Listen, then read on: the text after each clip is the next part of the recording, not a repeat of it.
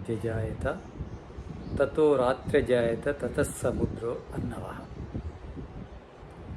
ఈ సృష్టి ఎలా ఏర్పడిందంటే ఈశ్వరుడి యొక్క తపోబలంతో ఏర్పడింది. ఈ సృష్టి కాదు, వేదం కూడా. ఋతంచ అంటే ఋగ్వేదము, యజుర్వేదము, సామవేదము, అథర్వవేదాలు. మరియు సత్యంచ అంటే సత్వ రజో తమో గుణాలు గల ఈ కనిపించే జగత్తు.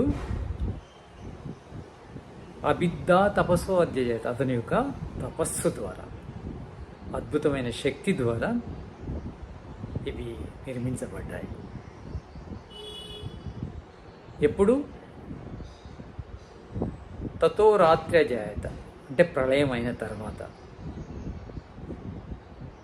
తతస్సముద్రో